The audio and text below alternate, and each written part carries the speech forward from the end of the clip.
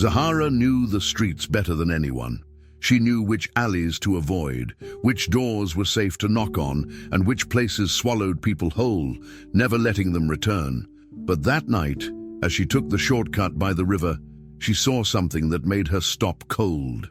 A car, dark and expensive, parked on the bridge. The door swung open, and before she could even process what was happening, a body was thrown into the water. She could have run. She should have run, but something inside her refused to let her move away. Instead, she moved forward. The river's current was strong, the darkness endless, but Zahara didn't hesitate. She jumped. This wasn't just a rescue. It was the beginning of something much bigger, something she never could have prepared for, because the boy she pulled from the water wasn't just anyone. He was Theo Fairchild, heir to one of the most powerful families in the country. Someone wanted him dead, someone who was willing to do whatever it took to erase him. Now, Zahara is caught in a web of secrets, danger, and power plays she never asked to be part of. And Theo, he doesn't just want to survive, he wants answers. Stay until the end, because once the truth comes out, neither of them will ever be the same. Before we start, tell us, where are you watching from? Zahara's breath came in quick, shallow gasps as she pressed her back against the rough bark of a tree. Her hands trembled, still slick with river water, her clothes clinging uncomfortably to her skin. The weight of the boy beside her was heavier than she expected, his damp suit sticking to his thin frame, his pale face barely visible in the dim glow of the streetlights filtering through the trees. She hadn't thought, hadn't hesitated. One moment she had been staring in disbelief as his body hit the water, and the next she was plunging into the freezing current, her instincts screaming at her to reach him before it was too late. Now, as he lay sprawled on the damp grass coughing up river water, Zahara forced herself to focus. Whoever had thrown him in the river might still be nearby. She could feel her pulse pounding in her ears as she scanned the darkened park, her mind racing with questions she didn't dare voice. Who was he? Why had someone tried to kill him? And most importantly, had they seen her? Theo coughed violently, his body convulsing as he struggled to breathe. Zahara hesitated before pressing a hand against his shoulder, grounding him as his body shook. His suit was fine, the fabric thick and expensive, but it was ruined now, soaked, torn in places and covered in mud. His fingers twitched slightly as though trying to grasp something that wasn't there. His eyes flickered open, unfocused at first, before settling on her with a hazy, confused expression. His lips parted, and for a long moment no sound came out, only the shallow rasp of his breath. Then, barely above a whisper, he murmured, Who are they?" His voice was hoarse, raw from inhaling too much water. Zahara stared at him, unsure if he was even aware of where he was. His question sent a shiver down her spine. He wasn't asking who she was, he was asking about them, the ones who had thrown him into the river. She swallowed hard, ignoring the cold that had seeped into her bones. "I don't know," she admitted, her voice steadier than she felt. "I didn't see." It was a lie. She had seen the car, the sleek black silhouette that had slowed just enough for someone inside to shove him out like a piece of trash. But she hadn't seen faces, hadn't heard names, just the splash, the sickening finality of it, and the way her body had moved before her brain could even process what was happening. Theo exhaled sharply, his head tilting slightly to the side as though trying to piece together fragments of a shattered memory. His breathing was still uneven, but the panic had ebbed, replaced by something else, something darker. Zahara recognized it immediately. Fear, but not the kind that came from drowning, the kind that came from knowing that somewhere out there, someone wanted you dead. Her fingers curled into the damp grass beneath her as she forced herself to think. She couldn't leave him here. If whoever had done this came back to finish the job, he wouldn't stand a chance. But where could she take him? Her grandmother's house was out of the question. Too many eyes, too many questions. She barely knew him, but even she could tell that Theo Fairchild wasn't someone who blended into the background. His name alone carried weight.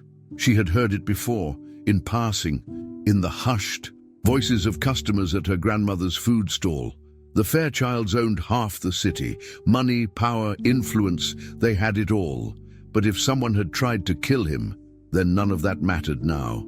For the first time in his life, Theo Fairchild was vulnerable, and Zahara was the only person standing between him and whatever fate had been planned for him. Theo groaned softly, shifting as he attempted to sit up. His body was sluggish, weighed down by exhaustion and the aftershock of nearly drowning. Zahara moved on instinct, gripping his arm to steady him. "You need to stay down," she said firmly. "You're still weak." He let out a short, humorless laugh that quickly turned into another bout of coughing. When he finally caught his breath, he looked at her again, his gaze sharper this time. "You saved me," he said, as though just realizing it. Zahara didn't answer. She didn't need to. The evidence was in the way her soaked clothes clung to her skin, in the river water dripping from her hair, in the way her hands still shook from the adrenaline. She had pulled him from the depths of the river, dragging him onto solid ground before the current could claim him. And now, for better or worse, she was tangled in whatever nightmare he had been running from. "We can't stay here," she said finally, glancing toward the bridge. The car was gone, but that didn't mean they were safe. Every instinct in her body screamed at her to move, to disappear into the shadows before someone realized she had seen too much. "Can you stand?" Theo hesitated, then nodded. His movements were slow, deliberate, as though testing his own strength. Zahara braced herself as he leaned against her, his weight pressing against her side. He was taller than her, but right now he felt smaller, fragile, in a way that didn't match the sharp angles of his face or the expensive fabric of his ruined suit. She knew she had no business getting involved. Whatever trouble he was in, it wasn't hers to fix. But walking away wasn't an option. Not anymore. As they moved, Zahara's mind raced through possibilities. She needed a plan. Somewhere safe, somewhere no one would think to look. The old storage shed behind the marketplace came to mind, abandoned, out of the way, a place where no one would ask questions. It wasn't much, but it would do for now. She tightened her grip on Theo's arm, ignoring the exhaustion creeping into her limbs. Whatever had happened tonight, she had just stepped into something much bigger than herself, and there was no turning back. Theo stirred, his body heavy against the makeshift bed Ruth had laid out for him. The scent of something warm and herbal lingered in the air, but it did nothing to ease the tightness in his chest. His limbs ached, his throat raw from inhaling too much water, and when he opened his eyes, the dimly lit room around him felt unfamiliar. The wooden walls, the low hum of voices in the other room, the faint creaking of old floorboards. It wasn't home. Panic surged through him, a sharp electric current, and he pushed himself up too quickly. His vision swimming as a wave of dizziness knocked him back. Down. Then he remembered. The river, the cold, the hands that had grabbed him, the forceful shove off the bridge, the water closing over his head. His breath hitched, and suddenly he wasn't here anymore. He was back under the surface, struggling against the weight of the current, lungs burning, darkness swallowing him whole. He gasped, his fingers gripping the thin blanket as if it could anchor him to the present. Zahara stood in the doorway, arms crossed, watching him with an unreadable expression. She had changed into dry clothes, but her hair was still damp, strands curling against her temples. Her posture was tense, as if she was already regretting bringing him here. "You're awake," she said, her voice carefully neutral. Theo blinked, trying to ground himself in the reality of the moment. He didn't know this girl. He barely remembered how he had gotten here, but something told him that right now she was the only person he could trust. He wet his cracked lips, his voice hoarse when he finally spoke. "Where am I?" Zahara didn't answer immediately. Instead, she glanced over her shoulder, as if listening for something. Then she stepped closer, lowering her voice. "My grandmother's house. We couldn't stay by the river. Theo processed that, his heartbeat still erratic. Why did you save me? His mind was still foggy, but he knew one thing with certainty. Whoever had thrown him into that river hadn't expected him to come back. Zahara shifted, her fingers tightening around the fabric of her sleeves. Because leaving you there would have been the same as killing you myself. Ruth entered the room, carrying a steaming bowl of soup, her sharp eyes immediately scanning Theo's face. "You're awake," she said, setting the bowl down on the small wooden table beside the bed. Her gaze softened, but there was something assessing about it, as if she was trying to decide whether he was more trouble than he was worth. "Eat. You need your strength." Theo hesitated but reached for the bowl, his fingers still trembling slightly as he lifted the spoon. The warmth spread through him, but it didn't chase away the icy fear still coiled in his gut.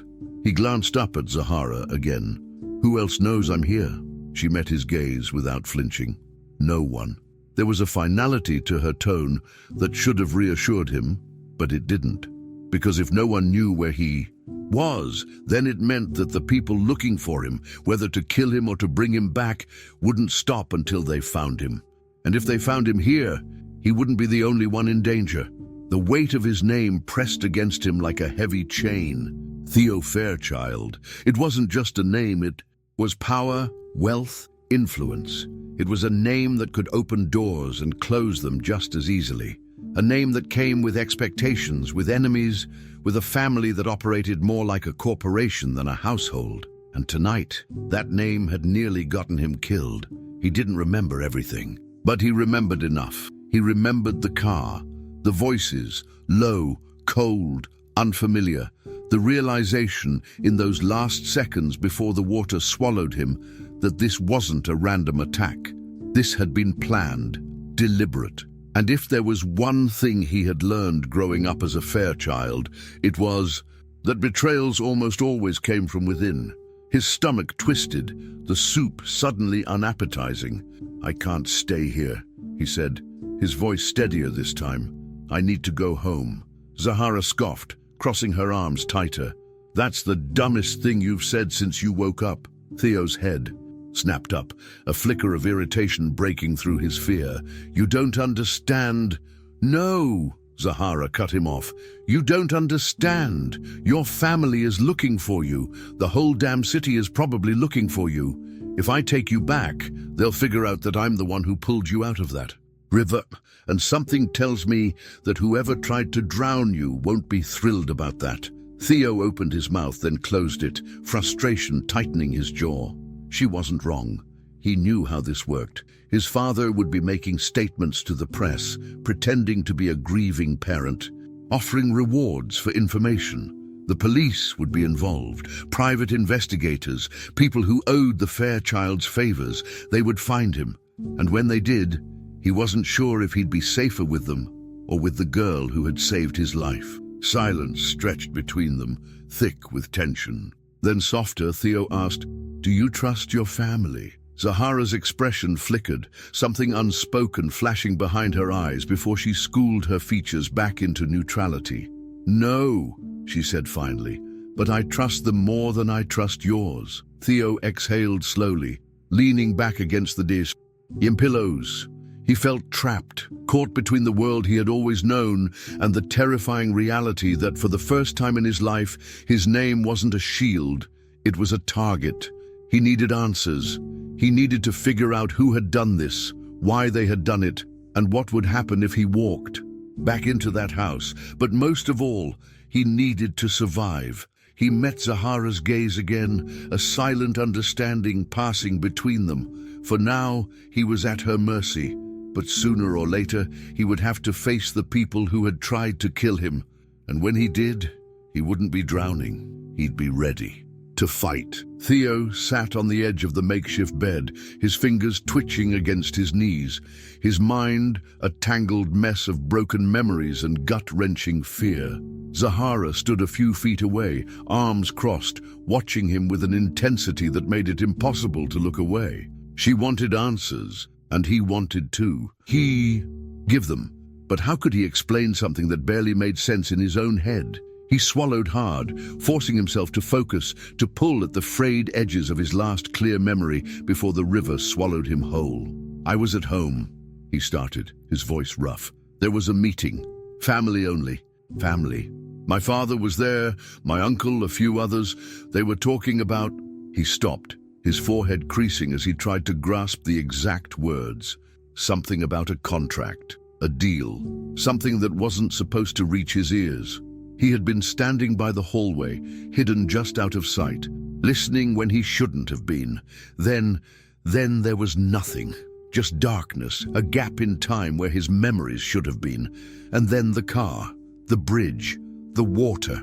Zahara didn't move, her expression unreadable, but he could tell she was piecing things together, trying to fit the puzzle into something that made sense.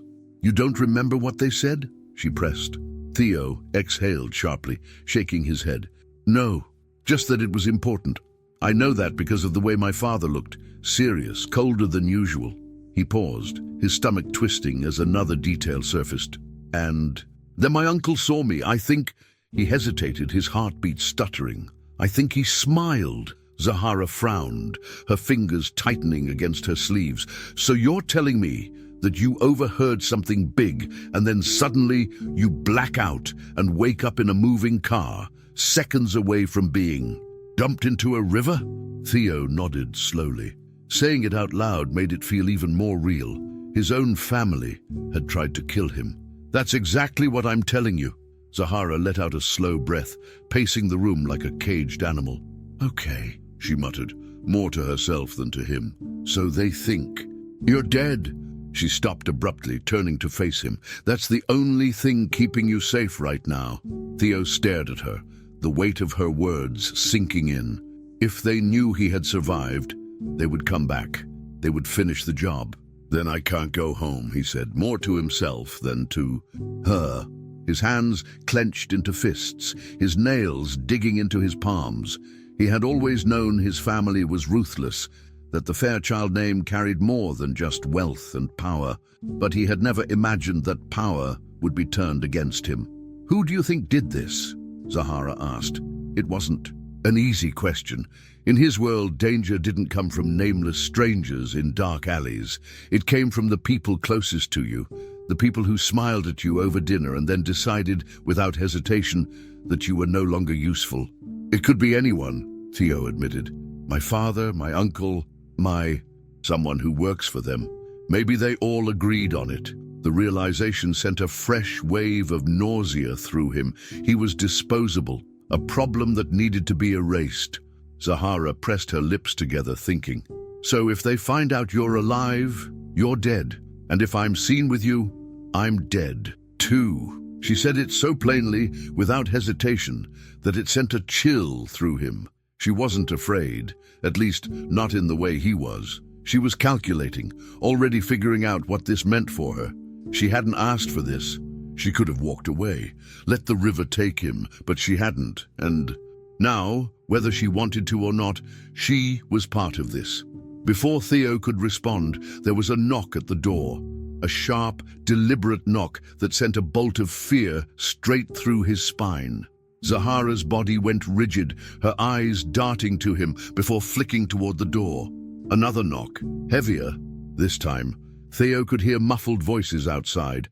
"Police!" someone called from the other side. Theo's blood turned to ice. Zahara's eyes widened slightly, but she didn't panic. Instead, she moved quickly, stepping toward him and lowering her voice to a whisper. "They're looking for you," she murmured. "If they find you here, they'll start asking questions, and if your family is pulling strings, they'll twist this on me. You understand that, right?" Theo swallowed hard. He understood. If the police took him back, he wouldn't be safe. He would be handed over, silenced before he could say anything. And Zahara, she would be the one who paid the price for keeping him hidden.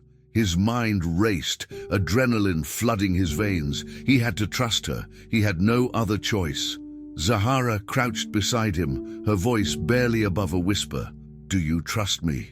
The words hung between them, heavy with meaning. Theo hesitated, his breath shaky. Trust wasn't something he gave freely, not in his world. But right now, in this moment, Zahara was the only person standing between him and certain death. Slowly, he nodded. Yes. She exhaled, then moved fast. She pulled him to his feet, guiding him toward a small storage space in the back of the room. It was cramped, barely big enough for him to fit inside, but it would have to do. "Don't move," she whispered. "Don't make a sound." Then, without another word, she turned, straightened her posture, and walked toward the door. Theo held his breath as she pulled it open, revealing two uniformed officers standing on the porch, their faces unreadable. The next few moments would decide everything. Ruth barely hesitated as she pulled the door open, her expression carefully composed, her shoulders squared as if she had been expecting them all along. Two officers stood at the threshold, their uniforms crisp, their gazes sharp with barely concealed suspicion. "Good evening, ma'am," one of them said, tilting his head slightly as he studied her. "We're looking for a boy, Theo Fairchild. He's been reported missing." Ruth didn't flinch. She let out a slow breath, stepping forward just enough to block their view into the house. "Missing," she repeated, her voice laced with just the right amount of concern. "Oh dear, that poor boy." The second officer narrowed his eyes. "Have you seen anyone unusual around here?" he pressed. Ruth shook her head, feigning a thoughtful expression. "Not that I recall," she said, folding her arms. "I've been inside all evening, just me and my granddaughter." Behind her, hidden just out of sight, Zahara clenched her fists, her pulse hammering as she pressed Theo deeper into the shadows of the storage space. They didn't have much time. If the officers pushed past Ruth, they were done. Theo barely breathed, his entire body tensed like a coil ready to snap. Zahara locked eyes with him, her mind racing through their options. They couldn't stay. The longer they lingered, the closer they got to being found. She grabbed his wrist, tugging him back, deeper into the house. Ruth was buying them time, but time wasn't endless. Moving as silently as possible, Zahara led him toward the back door, her grip firm and unyielding. The door creaked slightly as she pushed it open, but she didn't stop.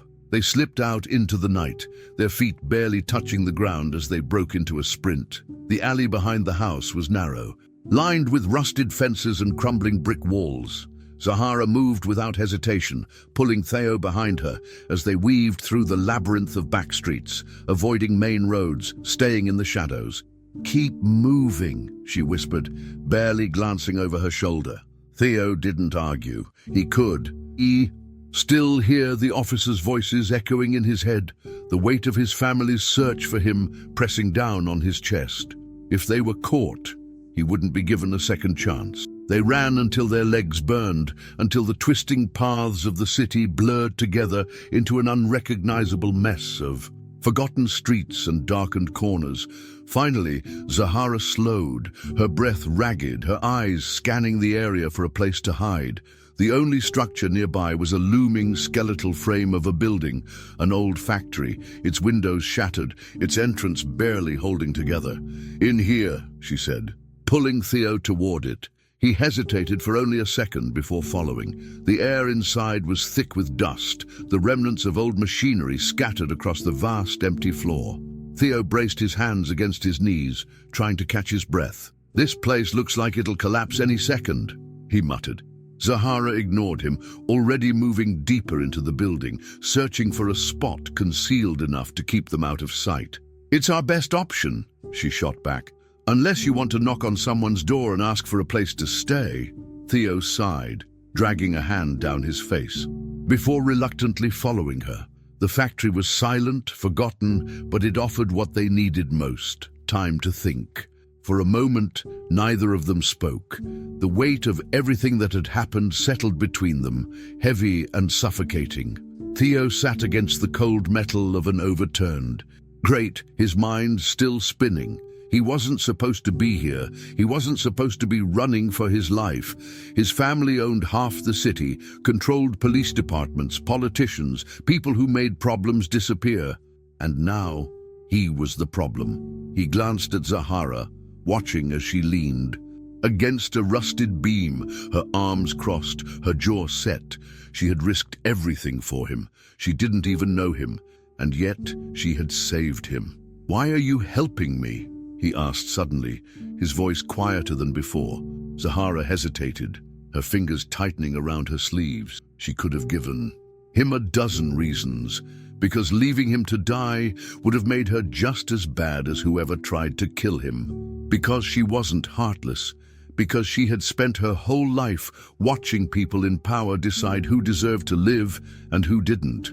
But in the end, she simply met his gaze and said, "Because no one else would."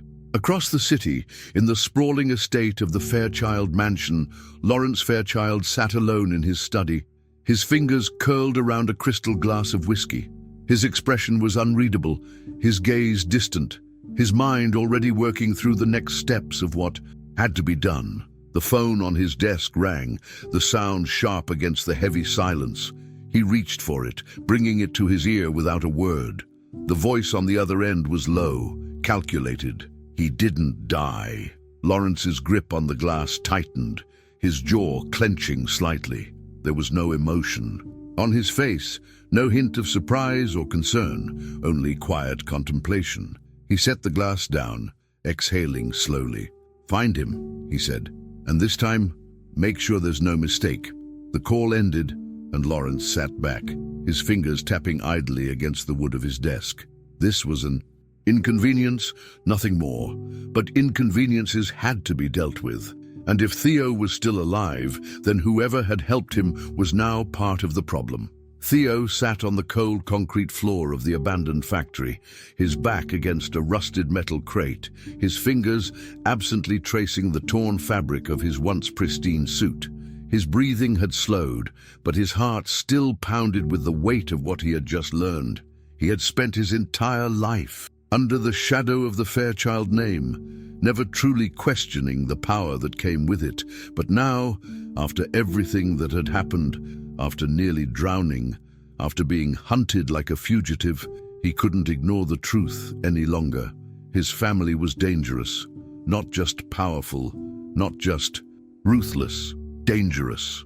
He squeezed his eyes shut, forcing himself to sift through the fragmented memories that had been clawing their way back since he woke up in Ruth's house. There had been a conversation, a meeting behind closed doors, one he wasn't meant to overhear. His grandfather's voice, low and firm, carrying the weight of absolute authority. "We settle old debts before they become new threats." And then something else, something more sinister. Mention of a secret account, a hidden reservoir of money, something that wasn't meant to exist. Zahara sat a few feet away, watching him with cautious eyes, her posture tense but patient. She had given him space, let him process what he could, but she wouldn't wait forever. "What else do you remember?" she asked, her voice steady but urgent. Theo exhaled sharply, shaking his head as if trying to shake loose the last pieces of the puzzle. "I don't know. Something about money, a secret account. My grandfather was talking about debts, old debts. I think he was afraid." He frowned, his fingers digging into his knees. That part didn't make sense. Lawrence Fairchild didn't get afraid. He was the kind of man who inspired fear in others, the kind of man who controlled everything around him with the flick of a pen or the right amount of money. But that night, there had been something else in his voice. Not hesitation, calculation. Like he was trying to get ahead of something before it was too late. Zahara's gaze sharpened. You think that's why they tried to kill you? Because you overheard something about this account?" Theo hesitated, then nodded. "It has to be. I don't know what it is, but whatever it was, they didn't want me to hear it." Zahara leaned forward, resting her elbows on her knees, deep in thought. "Then, this isn't just about you," she murmured. "It's bigger than that. It's about whatever your grandfather is hiding. And if it's important enough to kill for, it's not just some forgotten bank account." Theo felt a cold knot form in his stomach. She was right. This wasn't just about silencing him. It was about erasing any possibility that what he had heard could ever be used against them. And if that was true, then they wouldn't stop looking for him. They wouldn't stop hunting him down. His name, the very thing that had once protected him, had now painted a target on his back. He dragged a hand down his face, his mind racing. "We need a plan," he muttered. "We can't stay here forever." Zahara nodded, her expression grim. "I know, but we need to know what we're up against first. We need to know exactly what they're hiding before we figure out what to do next." Theo exhaled, his frustration mounting. "And how do we do that when half the city is looking for me?" Before Zahara could answer, a sound cut through the silence, a faint shuffle, a presence just beyond the broken doorway. Instinct kicked in, and she was on her feet in an instant, her hand darting toward Theo's wrist, pulling him up with her. Theo's pulse spiked, adrenaline surging through his veins as his body tensed. Someone was here, someone had found them. His first thought was the police. But no, this wasn't the slow, calculated approach of officers closing in. This was different. It was quieter, more deliberate. Whoever it was didn't want to be heard. Zahara's grip on his arm tightened, her eyes scanning the darkness beyond the entrance, her breath barely audible. Then, from the shadows, a voice, rough and laced with amusement. "You really think you can hide from us?" Theo's blood turned to ice. The voice wasn't familiar, but the intent behind it was unmistakable. He had been found. Zahara's reaction was instant. She shoved him backward, toward the cover of an old machine, her posture shifting from rigid fear to something more calculated, ready. "Who's there?"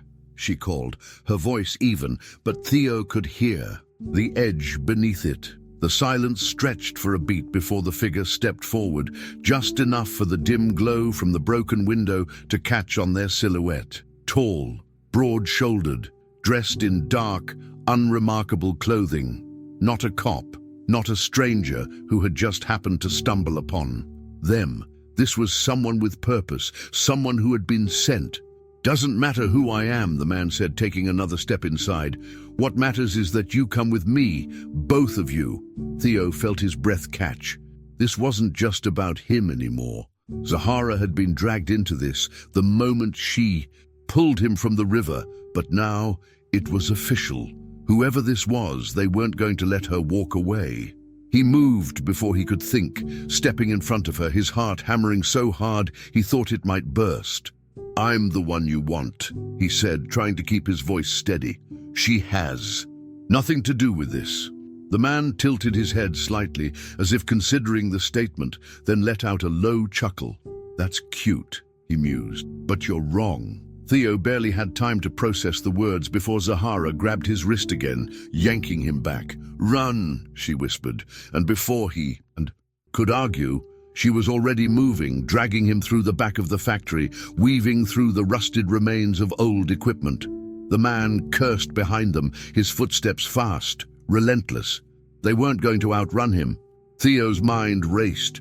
They needed an escape. Now. His gaze darted around. The factory, searching for something, anything that could give them an advantage. Then he saw it. The staircase leading to a broken section of catwalk above. It wasn't stable, it wasn't safe, but it was the only option. "Up there," he gasped, pointing. Zahara didn't hesitate.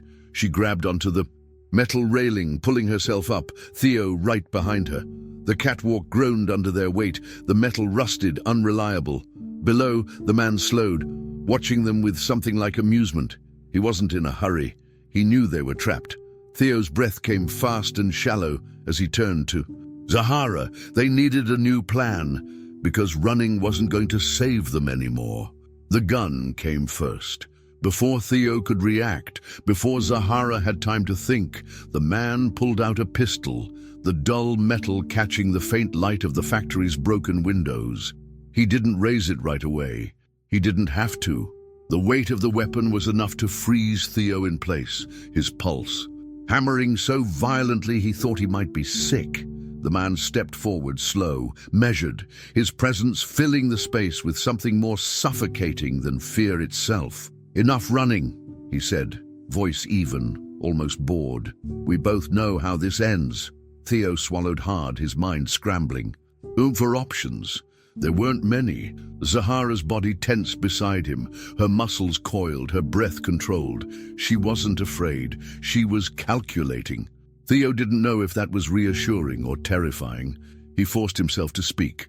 "If you're here to kill me, just get it over with," he said, a voice steadier than he felt. The man tilted his head, lips curving into something that might have been amusement. "If I wanted you dead, you wouldn't be standing." His eyes flicked to Zahara. "Your friend, though, she's an inconvenience." Theo's stomach clenched. The realization hit like a slap. This wasn't just about him anymore. If he didn't act, Zahara would pay the price for helping him. He couldn't let that happen. But what could he do against a man with a gun? Zahara, however, wasn't waiting for an answer. Before the man could react, she lunged. It was fast, reckless, but calculated. She went for his wrist, the one holding the gun, slamming into him with enough force to knock him back a step. Theo's breath caught as the shot fired, the bullet burying itself into the rusted metal of a nearby machine. The man cursed, stumbling as Zahara twisted his arm, her grip unrelenting. "Run!" she shouted, but Theo didn't move. He couldn't leave her. His mind screamed for him to do something, anything. Then instinct took over. He grabbed the nearest thing he could find, a rusted pipe, and swung. The impact landed against the man's side, not enough to take him down, but enough to throw him off balance. Zahara capitalized on the moment, wrenching the gun from his grip and tossing it across the factory floor. "Now we run," she hissed, grabbing Theo's wrist and yanking him toward the exit. They didn't look back. They ran past rows of decaying machines, past the crates and rusted metal, past the debris of a place long forgotten. Theo's legs burned, his lungs screaming for air, but he didn't stop. Neither did Zahara.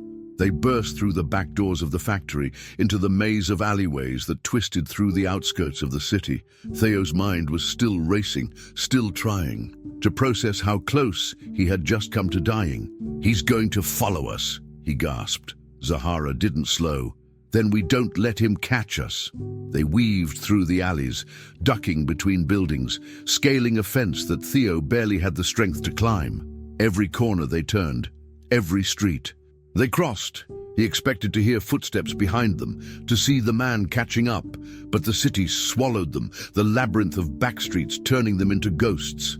Just when Theo thought they might have lost him, Zahara skidded to a stop, grabbing his arm to keep him from barreling forward. Theo blinked, disoriented, until he saw what she had seen. They weren't alone. A group of figures stood at the far end of the alley, their postures relaxed but alert, their eyes sharp and focused. Theo didn't need an introduction to know what they were. Gang members. He'd heard enough stories to recognize the red vultures, the tattoos, the colors, the way they carried themselves like they owned whatever street they stood on. The tallest one, a man with a scar running from his eyebrow to his jaw, stepped forward, eyeing them both with interest. Well, he drawled, tilting his head. "What do we have here?" Theo's stomach twisted. They had escaped one threat just to stumble into another. Zahara was already shifting, her body language changing, more controlled, more defensive. Theo could tell she was thinking, trying to decide if running was still an option. The man with the scar seemed to pick up on it because he smirked, shaking his head. "Don't bother," he said. "You're in our territory now. That means you don't leave unless we say so." Theo exhaled, a sharp, barely controlled breath. This was bad. They were trapped between two enemies, the Fairchild's men who would kill him without hesitation, and the red vultures who wouldn't let them walk away for free. "We don't want trouble," Theo said carefully. The man raised an eyebrow. "Funny thing about trouble," he mused. "It doesn't care what you want." Theo glanced at Zahara, his heart pounding. "Please tell me you have a plan," he muttered. Zahara sighed, shaking her head. "I'll come up with one in 5 seconds." She turned back to the gang, her expression shifting, calculating, unreadable. "Maybe we can make a deal," she said. The man's interest piqued. "Oh, and what exactly do you have that we'd want?" Theo clenched his jaw. Zahara had better be bluffing, because the only thing they had to offer was the one thing they couldn't afford to give up. themselves. Theo's breath was still uneven as the gang closed in, their movements slow, deliberate, like a pack of wolves circling wounded prey. Zahara's grip on his wrist tightened, but her posture remained unreadable, calm, calculating. Theo, on the other hand, felt the weight of their situation settling in.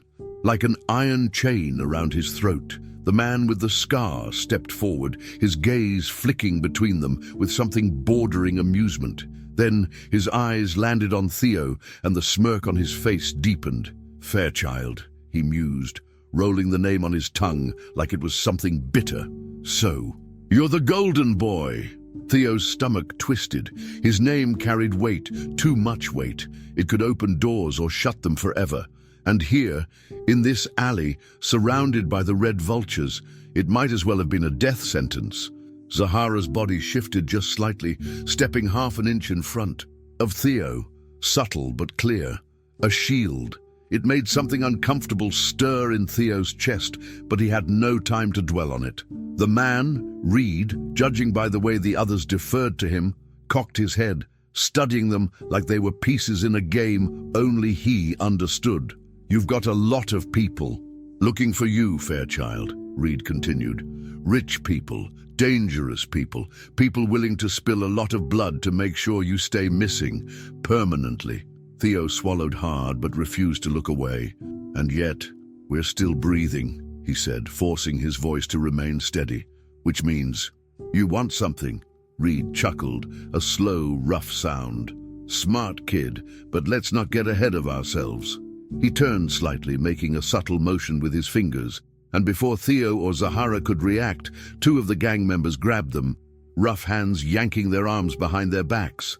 Zahara cursed, struggling against the hold, but the grip was too strong. Theo clenched his jaw as he felt the cold press of metal against his ribs, a knife, a warning. "Relax," Reed drawled.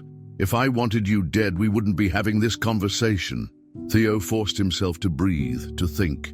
If the red vultures had wanted to kill them, they would have done it already. That meant they saw value in keeping them alive. The only question was, what kind of value? Reed turned his attention to Zahara now, his expression shifting into something more curious. "And you," he said, eyes narrowing. "You're not Fairchild, so why the hell are you running with one?" Zahara didn't flinch. "Because someone tried to drown him in a river," she said flatly, "and I don't like watching people die." Reed stared at her for a long moment before letting out another laugh, this one genuine. "That's a new one," he admitted, "but I'm not sure I buy it." His gaze flicked back to Theo. "See, your family doesn't get involved with people like her. People like us." His voice darkened. "Not unless they want something, or unless they've already taken something." Theo's throat tightened. There it was, the reason they were still standing. This wasn't about him. This was about his family. Reed took a slow step forward, his presence towering, suffocating.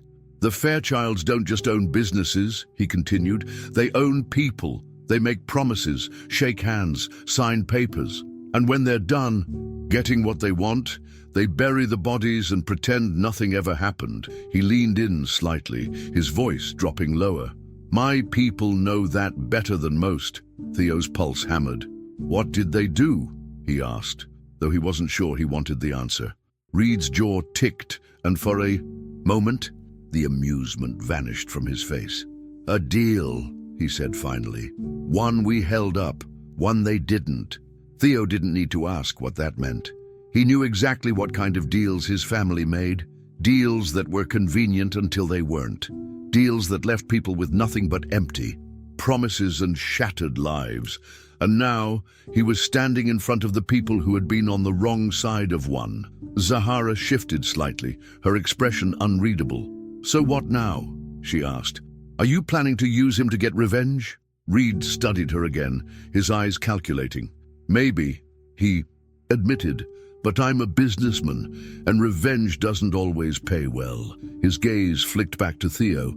"You've got enemies, Fairchild, the kind that make mine look like saints. If we've got a common problem, maybe we can make a deal of our own." Theo clenched his fists, his mind spinning. He didn't trust Reed.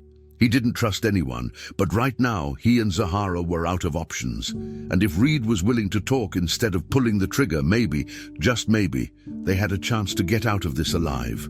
Theo sat motionless, his hands resting on his knees, his mind spiraling as Reed's words settled like a heavy weight on his chest. He had known his family wasn't clean. No one reached the top without dirtying their hands. But this was something else.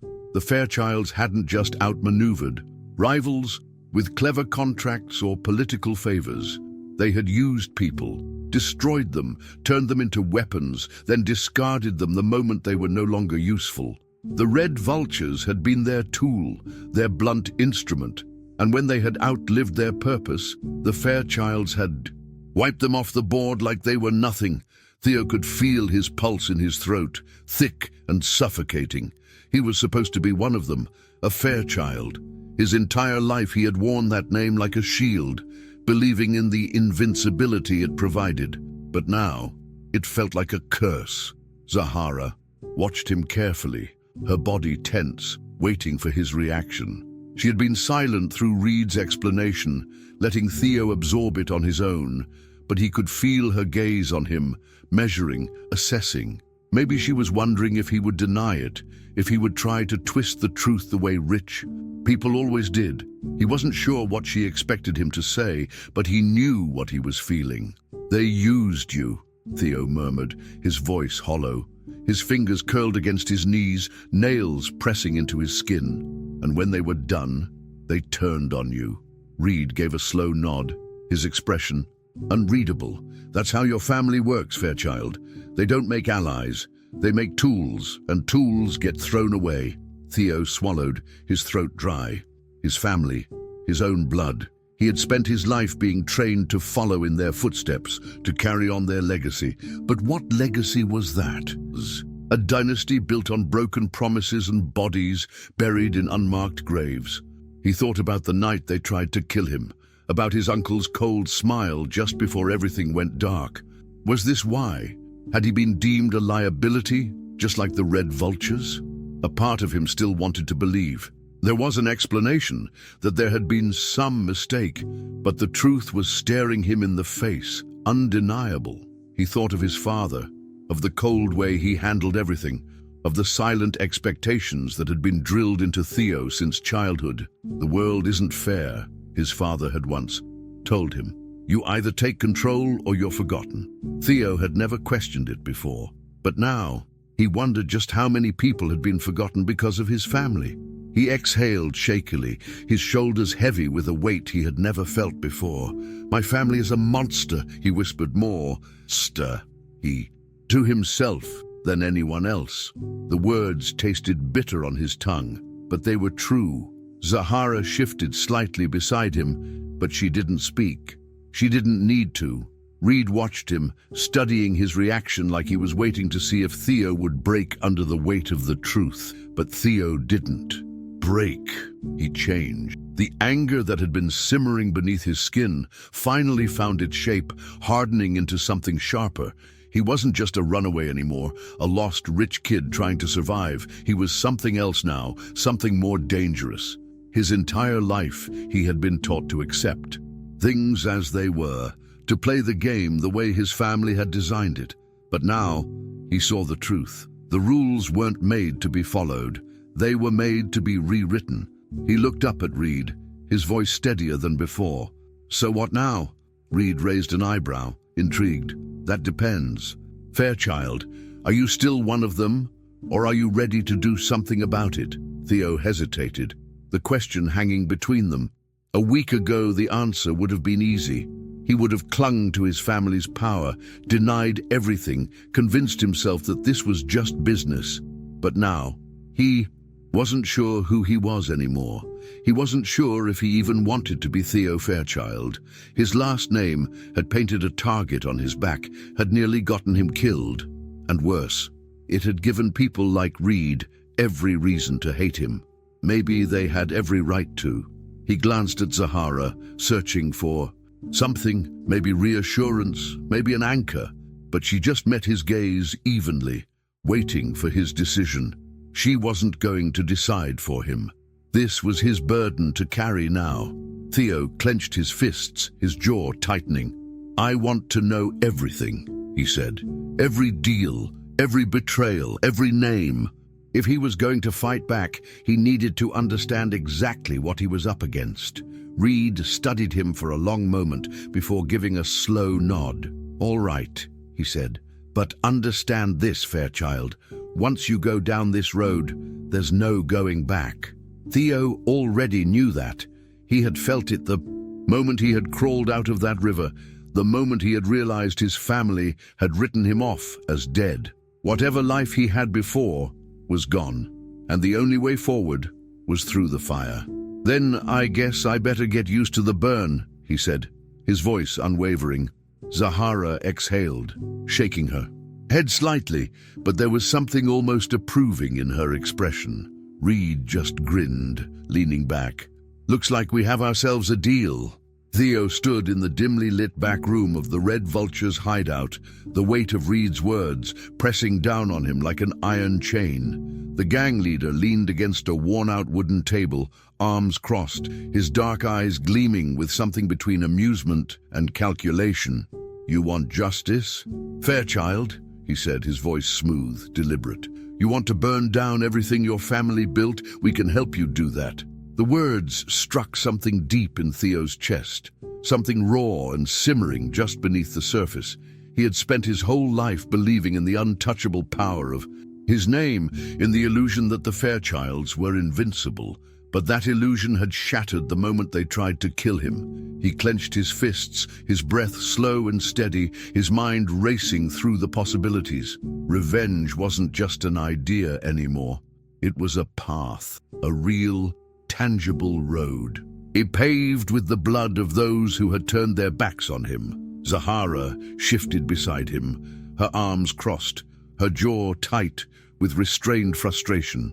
He could feel her watching him, could sense the battle happening behind her guarded expression. She had pulled him out of that river, dragged him through the alleys, fought to keep him alive, but now she was realizing that maybe, just maybe, she had saved someone who was about to make the biggest mistake of his life. "And what exactly do you get out of this?" she asked, her voice sharper than usual. Reed turned to her, that same easy smirk playing on his lips. "Balance," he said simply. "The Fairchild screwed us over. We've been waiting for a chance to remind them what happens when you cross the wrong people. But we needed leverage, someone who knows their weaknesses." He glanced back at Theo. "That's where you come in." The room felt smaller, the walls closing in. Theo knew exactly what Reed was saying. He wasn't offering help out of kindness. He was offering Theo a position in a war that had already been brewing for years. Theo exhaled slowly, trying to ignore the twisting feeling in his stomach. He wasn't naive. He knew what aligning himself with the Red Vultures meant. It meant stepping into the kind of darkness he had spent his entire life pretending didn't exist. It meant becoming the very thing his family always warned him about, the kind of person who didn't ask for justice, but took it, and yet there was a part of him that wanted this, that craved the idea of watching his father's empire crumble, of seeing the fear in their eyes when they realized he wasn't dead, when they realized he was coming for them. But then there was Zahara. She wasn't looking at Reed anymore. She was looking at him, her expression, unreadable but heavy with meaning. She wasn't asking him to say no. She wasn't begging him to stop, but she was warning him. "You realize what you're doing, right?" she finally said, her voice quieter than before but no less firm. "If you accept this, you're not just fighting back. You're becoming a part of this. There won't be a line to cross later because you'll already be too deep." Theo's hands curled into fists at his sides, the weight of her words settling uncomfortably in his chest. He knew she was right. This wasn't just about striking back. This was about war, and war changed people. It twisted them, hardened them, turned them into something unrecognizable. He thought about his grandfather's voice, the way he had spoken about eliminating old debts. He thought about his uncle's cold, detached stare. Had they started like this? Had they justified their actions under the pretense of survival until one day they no longer needed an excuse? He forced himself to meet Zahara's gaze. "I don't have a choice," he said, his voice raw. "If I don't fight back, they'll find me. They'll kill me. And if I just run, then they win." He hesitated before adding, "And I can't let that happen." Zahara exhaled sharply, shaking her head. "No one's telling you to run," she said. "I get it. You want revenge. You want them to pay. But Theo, do you even realize what that looks like?" Her voice was different now, not just frustrated, but something deeper, something that sounded dangerously close to disappointment. "You think the red vultures are going to help you out of the kindness of their hearts? They're not doing this because they believe in justice. They're doing this because you're useful. And the second you stop being useful, you'll be just as disposable to them as you were to your family." Theo flinched, but he didn't break eye contact. "Then I make myself indispensable," he countered. "I learn. I adapt. I make sure no one can use me and throw me away again." The words felt too easy, too clean, but he didn't care. If he hesitated, he'd lose the fire in his gut, the thing, keeping him from breaking completely. And if he lost that, he wasn't sure what he had left. Reed chuckled, clearly enjoying the tension between them. "I like you, Fairchild," he said. "You've got fight in you. That's good. You're going to need it." Then, as if this was just another business deal, he extended a hand. "So what's it gonna be? You in?" Theo stared at the offered hand, at the calloused fingers, at the promise of something irreversible. Zahara was right. This wasn't a way out. This was a way in, into something darker, something dangerous, something that could turn him into the exact thing he despised. But the thought of walking away, of doing nothing, of letting his family win, that was worse. Slowly, deliberately, he reached out, clasping Reed's hand. The deal was made. The war had begun, and Theo wasn't sure if he would ever come back from it. The first gunshot shattered everything.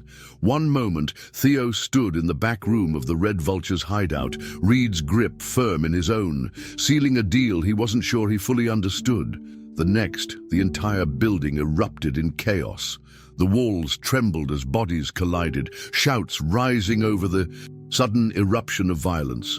Theo barely had time to react before Zahara grabbed his arm, yanking him backward just as another shot rang out, splintering the wooden frame of the door beside him. The Fairchilds had found them, and they had come prepared. Reed cursed under his breath, drawing his own weapon as he barked orders to his crew. Theo could barely keep track of what was happening. Men in dark suits flooded the hideout, their presence like shadows slicing through the dimly lit space. They weren't just hired muscle. They moved with precision, with purpose, sweeping through the room like a practiced storm. This wasn't a warning. This was an execution. "Move!" Zahara hissed, shoving Theo toward the back exit. He stumbled but regained his footing, adrenaline surging through his veins as he followed her. The Red Vultures fought back hard, gunfire roaring through the air, but the Fairchild men weren't here to negotiate. They were here to clean up a mess. Theo barely registered the bodies falling around him. His focus was on one thing: getting out. But every turn was blocked, every escape cut off by another set of armed men. Zahara was just ahead of him, her breath ragged, her movements sharp and deliberate. She was fast, but she wasn't untouchable. A hand shot out from the side, grabbing her wrist. Theo barely had time to yell before she was ripped away from him. Her body twisted as she fought back, elbow connecting with her attacker's ribs. But he didn't let go. More. Hands joined in, dragging her further into the fray. Theo lunged forward, his own fear forgotten, his instincts screaming at him to reach her. But another set of hands grabbed him, wrenching him backward. He struggled violently, but he was outnumbered.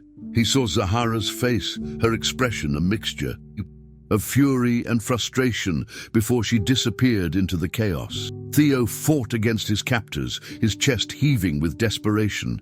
He kicked, twisted, bit down on the hand that gripped his jaw until he tasted blood. The man cursed, loosening his grip just enough for Theo to break free. He didn't. Stop to think! He bolted, weaving through the fight, dodging bodies as he forced his way toward the back door. A stray bullet whizzed past his ear, but he didn't stop. He didn't look back. He ran. He hit the alleyway at full speed, his legs burning, his breath short and sharp. He barely registered the distant shouts behind him.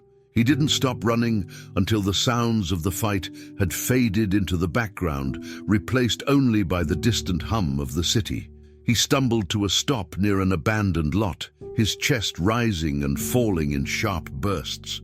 His hands trembled as he braced himself against the nearest wall. Zahara was gone. The realization crashed down on him like a weight he couldn't bear. They had taken her.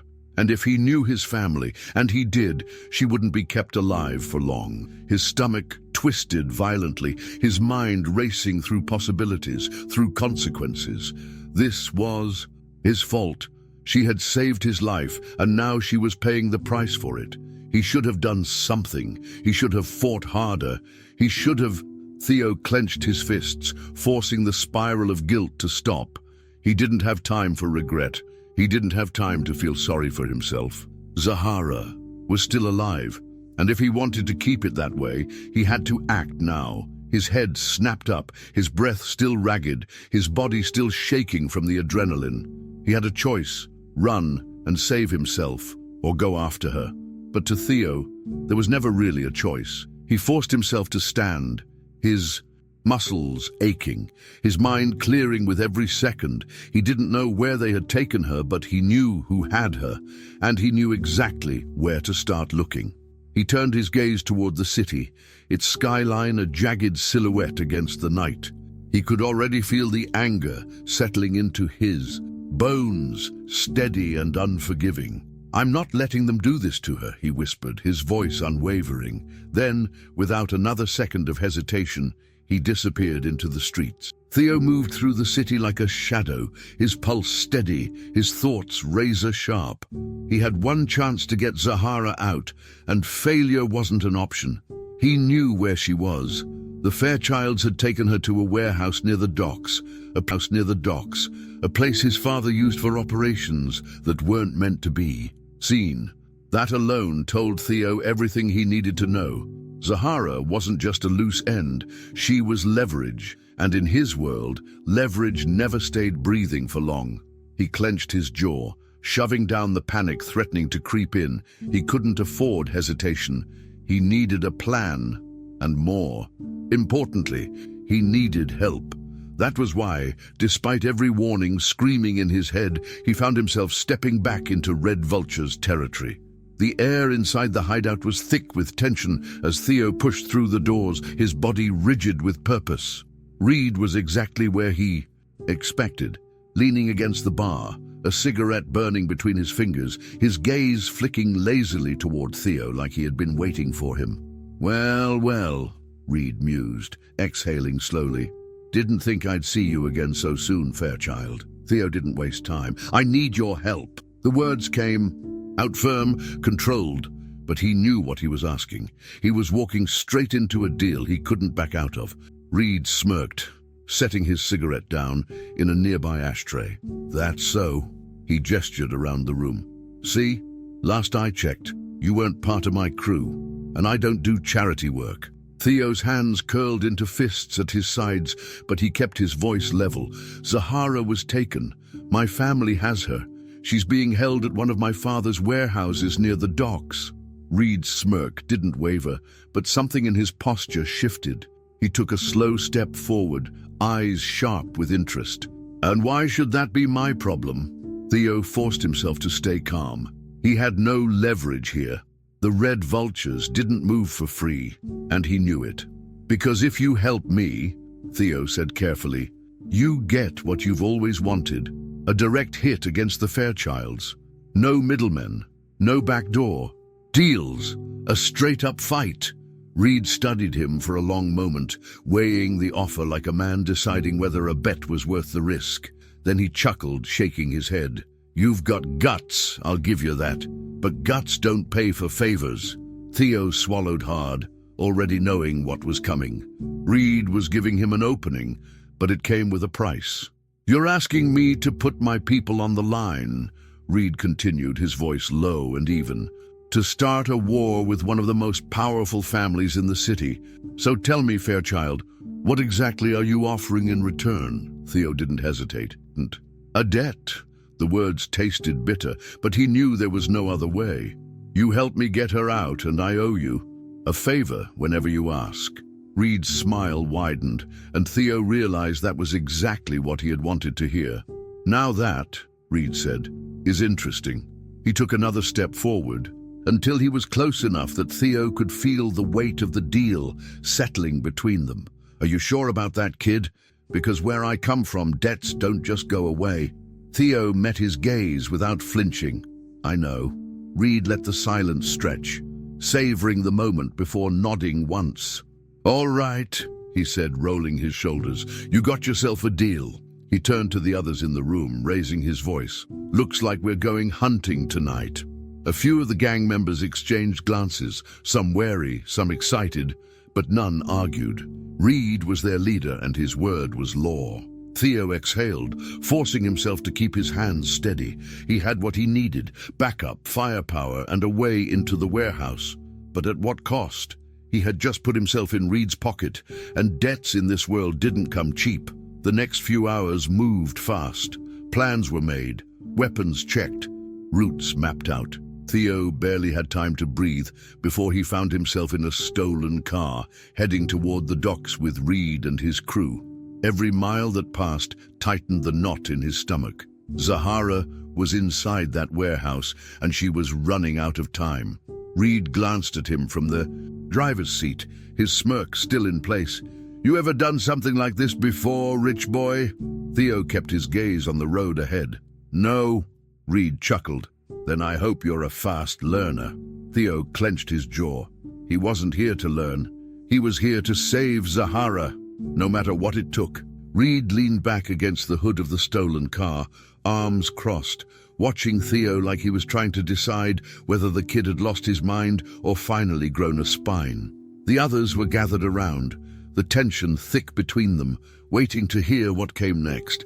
Theo had expected skepticism. He had expected pushback. What he hadn't expected was the way Reed's expression shifted, amused but not dismissive, like he was genuinely curious to see how far Theo was willing to take this. "Let me get this straight," Reed said, tilting his head slightly. "You want to walk right into that warehouse? Right into their hands?" Theo nodded, keeping his posture firm. "That's exactly what I'm saying." There was a beat of silence before Reed let out a low chuckle, shaking his head. "That's either the dumbest plan I've ever heard or the craziest, and crazy sometimes works." Theo exhaled, forcing himself to stay steady. He had spent his entire life following orders, playing by rules set by people who saw him as nothing more than a pawn, but this time he was making the call. He knew the risks. The moment he stepped through those doors, he wouldn't be Theo Fairchild, the lost rich kid. He would be a hostage, a bargaining chip, maybe even a dead man. But if that's what it took to get Zahara out, he'd take the risk. "They're expecting an attack," Theo continued, meeting Reed's gaze head-on.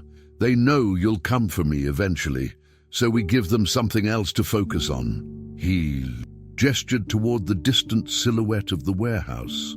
"I go in, alone. They'll drop their guard because they'll think they've already won. While they're busy dealing with me, you and your crew find a way in and hit them from the inside." He swallowed hard. "It's the only way to get her out alive." The others exchanged glances, some clearly thinking he was out of his mind. A few muttered under their breath, shifting uncomfortably. One of them, a guy with a scar down his jaw, scoffed. "Or they just shoot you the second you walk in." Theo didn't look away. "Then you'll know where to start." "Shooting." Reed studied him for a long moment, his fingers tapping idly against his thigh. Then, to Theo's surprise, he grinned. "You know, Fairchild," he said slowly. "I almost like you." He stepped forward, clapping a hand on Theo's shoulder. "Almost." The grin faded, and his voice dropped more. "Serious now. "You sure about this, kid? Because once you go in, you're on your own until we move." Theo didn't hesitate. "You said I had to choose a side," he said, his voice steady. "I chose." Zahara had saved his life without hesitation. She had pulled him out of the river, dragged him through the city, fought to keep him from becoming just another body in a long list of people the Fairchilds had discarded. Now it was his turn. He wasn't going to let them erase her, not without a fight. Reed exhaled through his nose, shaking his head like he still couldn't believe what Theo was asking for. Then finally he nodded. "All right, you get yourself in and we'll handle the rest, but Fairchild—" He locked eyes with him, voice low. "Don't get yourself killed before we get a chance to save your sorry ass." Theo managed a thin smirk. "I'll do my best." The next few hours passed in a blur of preparation. Reed's crew mapped out the best entry points, figured out where the security cameras were positioned, and checked their weapons. But Theo didn't need a gun. His job was simple. Walk in, act like he was surrendering, and keep the focus on himself. He changed into clean clothes, ditching the ones still stained from the fight at the hideout. He wiped the dirt from his face, making himself look less like a fugitive and more like the Theo Fairchild they expected to see. Spoiled, desperate, lost. If he could sell the act long enough, it would buy the Red Vultures the time they needed. But as he stood outside the car, staring at the distant glow of the warehouse, the weight of what he was about to do hit him like a freight train. This wasn't just about Zahara anymore. This was about proving to himself, to the Fairchilds, to everyone, that he wasn't theirs to control anymore. Reed pulled up beside him, rolling down the window. "Last chance to back out, kid," he said. "Once you step through that door, there's no undoing it." Theo inhaled sharply, pushing down every ounce of fear twisting in his gut. "I know." Then, without another word, he stepped away from the car and started walking. Every step felt heavier than the last. The closer he got, the more he felt the pull of his old life, the version of himself that would have run, that would have begged for someone else to fix this, but that Theo was dead, drowned in the river the night his family tried to erase him. The guards at the entrance spotted him before he even reached the doors, their hands instinctively moving toward their weapons. Theo raised his hands slowly, keeping his movements careful. "I'm here to talk," he called out. "Take me to my father." The guards hesitated, exchanging looks. Then one of them, muttered into his earpiece before nodding toward Theo. "Move!" The doors swung open, and Theo stepped inside. The trap was set. Now all he had to do was survive long enough for the Red Vultures to spring it. Theo was shoved forward, his steps unsteady, as two guards flanked him, their grips iron tight on his arms. He didn't resist. There was no point. Not yet. Every part of this had to play out exactly as he had planned. His heart pounded in his chest, but he forced himself to keep his face neutral, his breathing steady. The warehouse smelled like oil and metal, the air thick with something stale. The lights above cast long shadows, making the place feel more like a tomb than a storage facility. And in the center of it all, sitting behind a polished wooden desk that didn't belong in a place like this, was Lawrence Fairchild.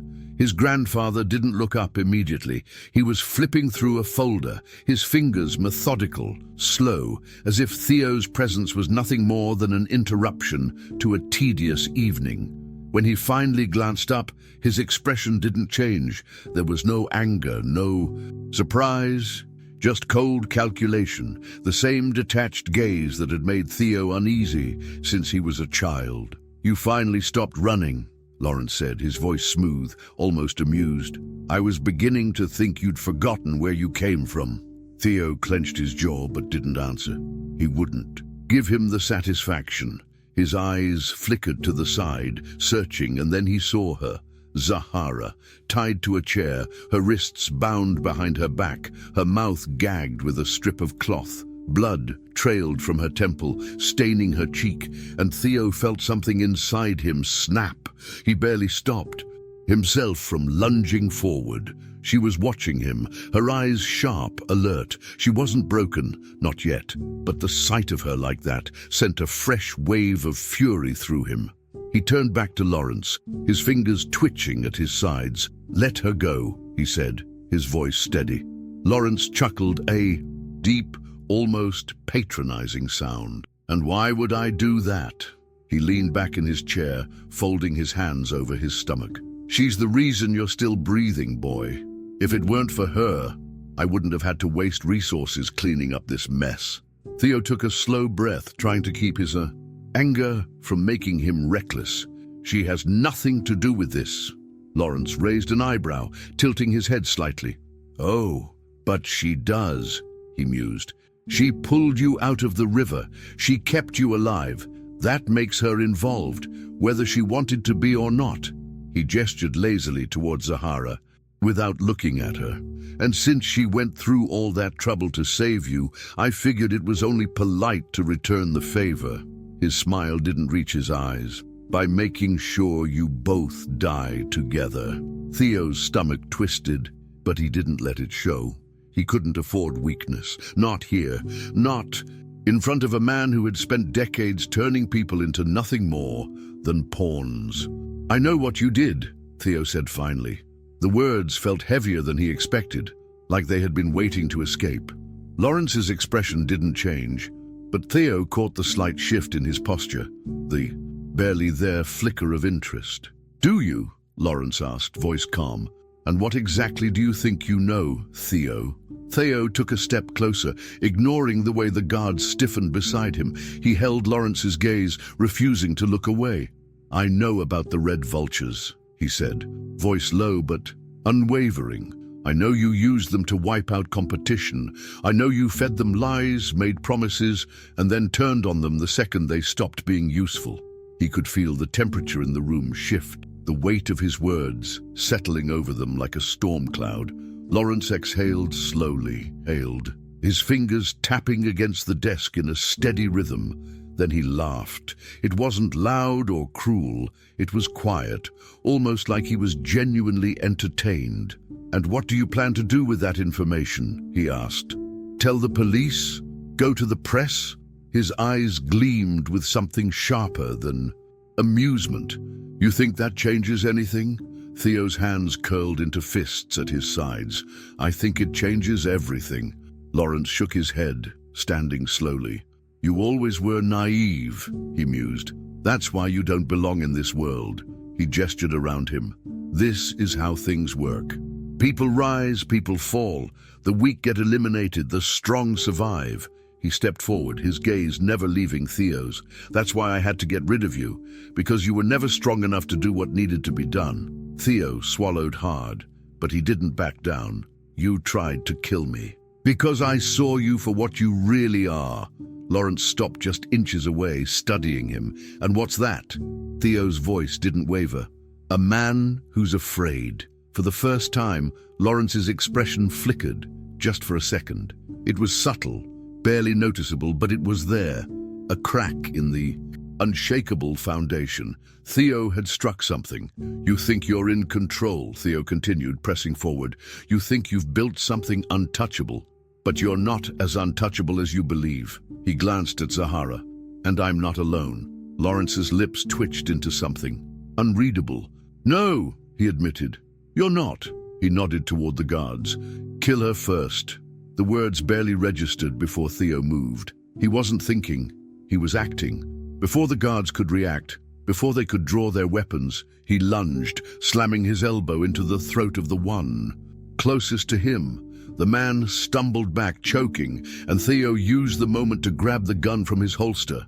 The second guard raised his weapon, but Theo was faster. He fired once. The guard dropped. Lawrence barely moved, his face unreadable as Theo turned the gun on him. "This isn't over," Theo said, breathing hard. Lawrence smirked. "Oh, I hope not." But Theo wasn't listening. He was already moving towards Zahara, ripping the gag from her mouth, his hands working quickly to free her wrists. "We have to go," he murmured. She nodded, already trying to stand. More footsteps echoed from the A hallway, reinforcements, they were out of time. Theo grabbed her hand and pulled her toward the nearest exit. The plan had worked, but now they had to survive the aftermath. Theo stood rigid, his breath shallow, the gun still firm in his grip. Lawrence hadn't moved from his place, standing calm and composed, as if he hadn't just ordered his execution moments ago. But now, the old man wasn't barking orders, or pretending this was some minor inconvenience. No, Lawrence was Lawrence, watching Theo with something else in his gaze, something colder, amusement, like he had been waiting for this moment, waiting for Theo to put the pieces together. You think this changes anything? Lawrence mused, shaking his head slightly. You're still playing my game, boy. You always have been. Theo's grip on the gun tightened. He wasn't a child anymore, and he wasn't going to let himself be manipulated like one.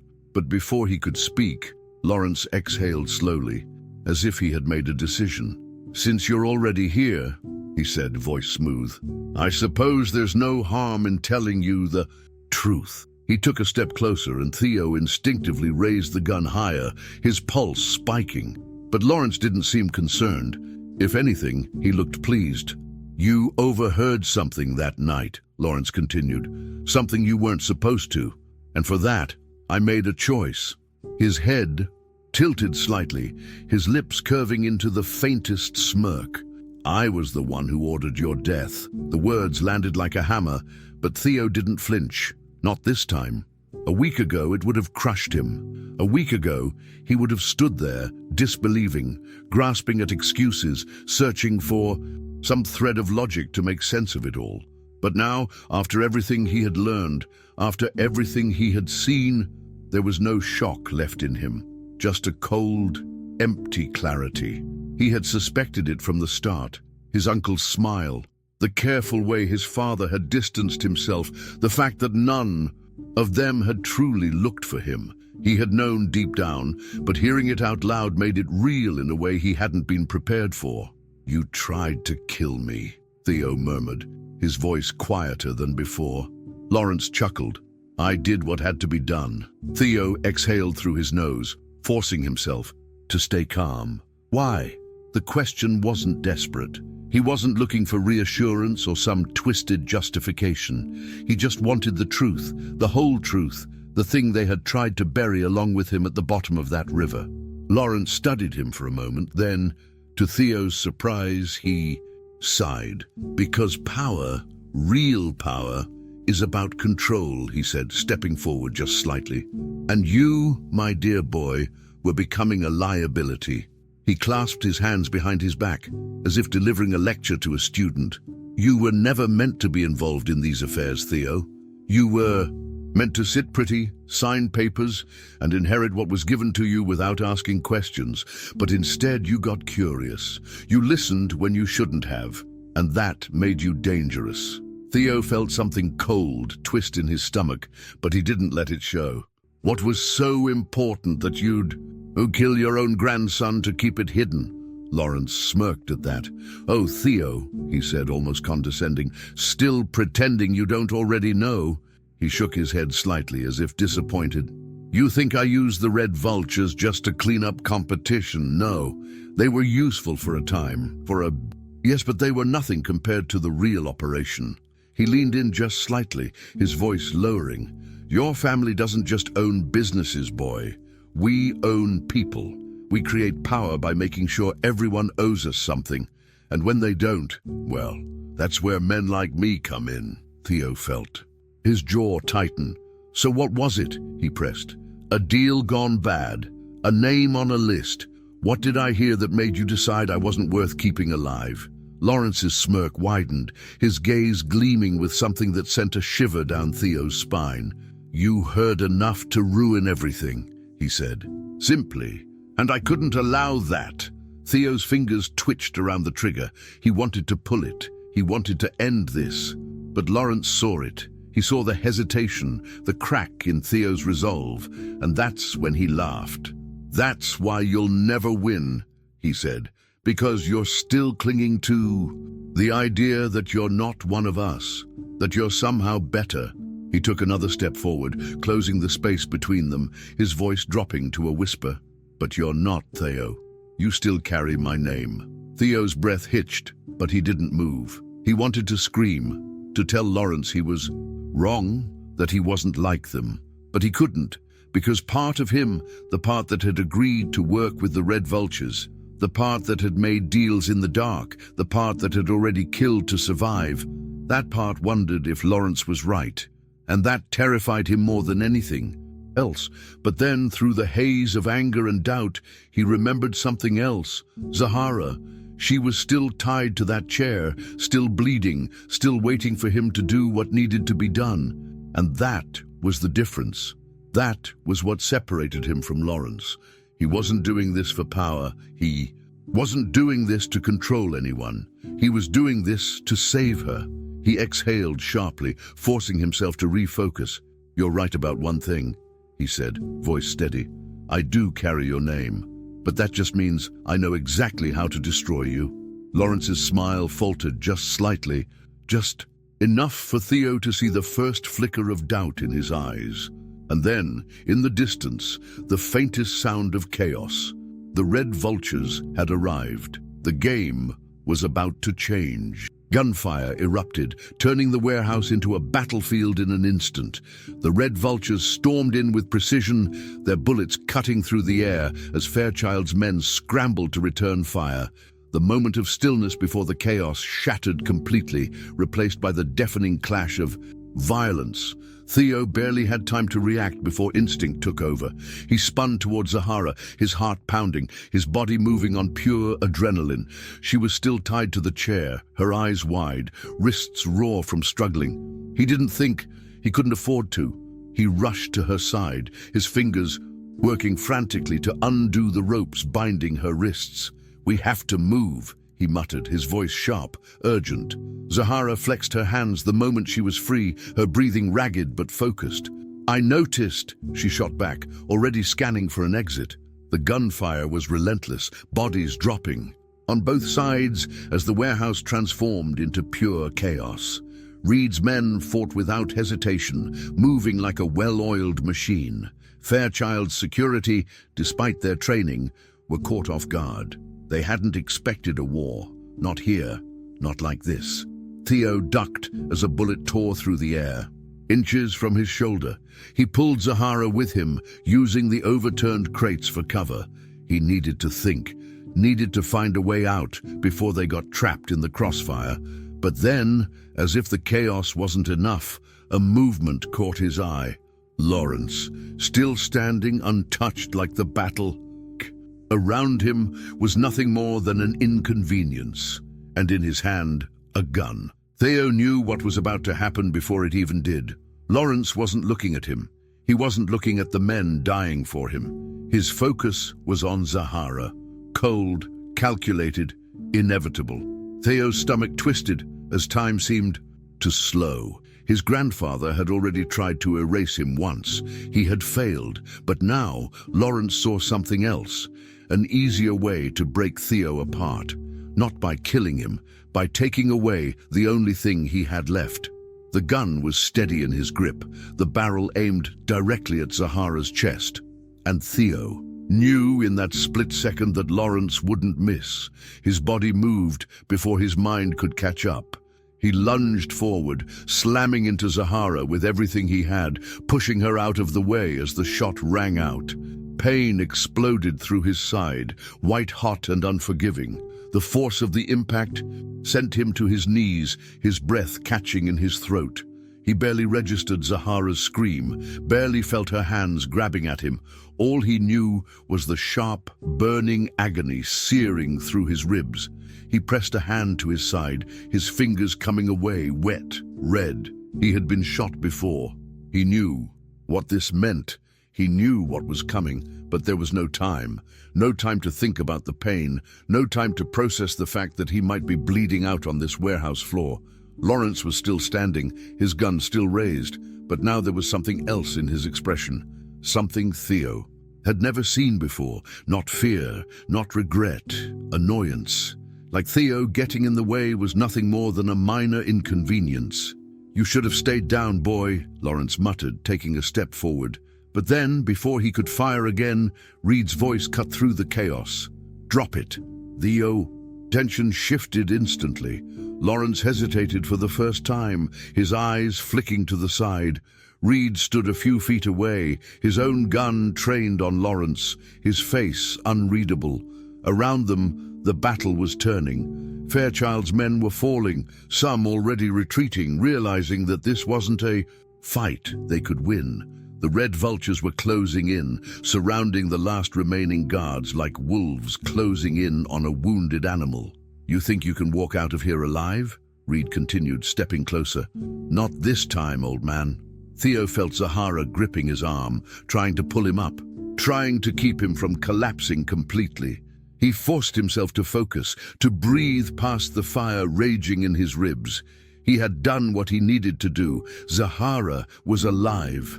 But now, something else had shifted. This wasn't just about survival anymore. This was about ending it. Ending Lawrence. Ending the hold the Fairchilds had on everything. Lawrence was still standing, but for the first time Theo saw it. He wasn't untouchable. He wasn't the unshakable force he had always pretended to be. He was just a man, and men could fall. Theo forced himself up, ignoring the way the pain nearly sent him crashing back down. He met his grandfather's eyes, steady despite the blood soaking his shirt. "You lose," Theo said, his voice hoarse but firm. Lawrence exhaled slowly, his fingers twitching at his side. Then, finally, for the first time since this all began, his smirk disappeared. "We'll see about and that," he muttered. Then he turned, disappearing into the shadows as the last of his men covered his escape. Theo didn't have the strength to chase him. Not yet. But this wasn't over. Not by a long shot. Theo barely registered the impact as his body hit the cold, hard concrete.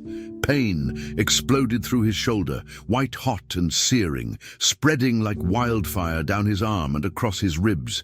His vision flickered, the edges darkening as his breath caught in his throat. His hand instinctively shot, up, pressing against the wound, fingers slick with his own blood. The sensation was distant, almost unreal, like his body was struggling to process the damage. He could hear the chaos around him, muffled gunfire, shouts, the metallic clang of weapons being discarded or reloaded, but it all felt like background noise compared to the pounding of his pulse in his ears. He tried to lift his head, but the weight of his own body felt unbearable, like he was sinking into the floor. His breathing was ragged, uneven, every inhale sending a fresh jolt of agony through his body. He knew he was in trouble. A wound like this, it wouldn't kill him instantly, but if he didn't stop the bleeding soon, it would drain him. And that wasn't an option. Not now. Not when Zahara was still in danger. He forced himself to focus, to push past the pain, scanning the warehouse through blurred vision. Lawrence was still Lawrence. Standing, gun in hand, his face impassive as he stared down at Theo, like he was nothing more than a failed experiment. There was no anger in his expression, no rage or satisfaction, just cold detachment, the same look Theo had seen 100 times before in family meetings, in quiet threats, disguised as advice. In every decision that had ruined lives without hesitation, Lawrence wasn't angry that Theo had defied him. He was simply cleaning up a mess. His mess. "You should have stayed gone," Lawrence said, his voice calm, almost regretful. "You were never meant to come back." He lifted the gun again, the barrel steady as he aimed, not at Theo this time, but at Zahara. Theo's stomach twisted violently, his body screaming at him to move, to stop what was about to happen. He had seen that look before, the quiet finality, the decision already made. Lawrence wasn't hesitating. He wasn't giving any more warnings. He was going to pull the trigger, and Theo knew without a doubt that Lawrence wouldn't miss. Zahara had risked everything for him. She had pulled him out of the river, fought to keep him alive, stood by him even when she had every reason to walk away. And now she was about to die because of him, because she had been reckless enough to care, because she had been brave enough to stand beside him. He couldn't let that happen. He wouldn't. His body moved before his mind could process the decision. With every ounce of strength he had left, he pushed himself off the ground, lunging forward just as Lawrence squeezed the trigger. The shot rang out, deafening in the cavernous space, and Theo felt the impact before he fully registered what had happened. A fresh wave of pain tore through him as he slammed into Zahara, knocking her out of the way. His breath hitched. As he collapsed against her, his limbs trembling, his body growing heavier by the second. The force of the bullet sent shockwaves through his entire torso, and for a terrifying moment, he thought this was it. This was where it ended. But then, through the haze of pain, he heard her voice. "Theo!" Zahara's hands were on him, gripping his arms, his face, shaking him as if sheer willpower alone could keep him from slipping away. "Stay with me," she ordered, her voice sharp, desperate. "You're not dying here. Do you hear me? You are not dying here." Theo tried to speak, to say something. Anything, but the words caught in his throat. He could barely feel his own body now, the pain dulling into something distant, almost weightless. He knew that wasn't a good sign. His fingers twitched against the fabric of her shirt, the last remnants of his strength barely holding on. He wanted to tell her that he wasn't planning on dying, that he wasn't giving up, but the words wouldn't come. His body wasn't listening. The sounds of the warehouse faded in and out, reality slipping between his fingers like sand. He was aware, in some distant part of his mind, that the fight was still going. The red vultures were winning. Fairchild's men were either dead or surrendering. Reed was shouting something, his voice cutting through the chaos like a blade, but none of it mattered. The only thing that mattered was the girl holding onto him like she could keep him tethered to this world. Zahara's grip on him tightened, her fingers digging into his skin. "Come on," she whispered, her voice shaking now. "You saved my life. It's my turn."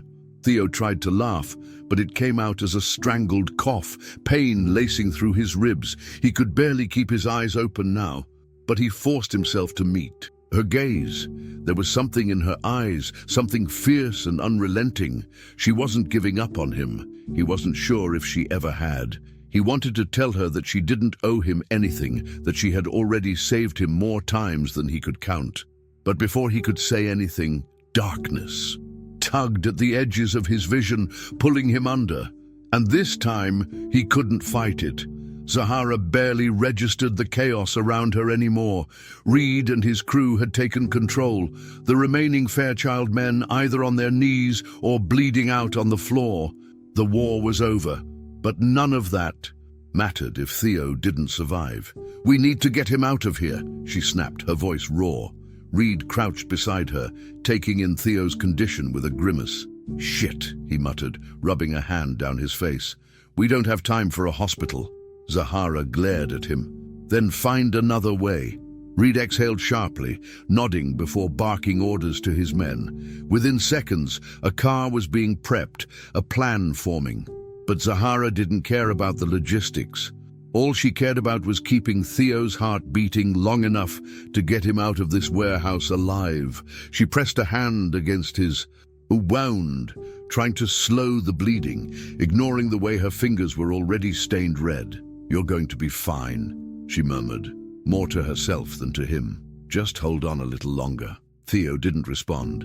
His breathing was shallow now, his body too still. Zahara swallowed hard, her chest tightening with something she wasn't ready to name.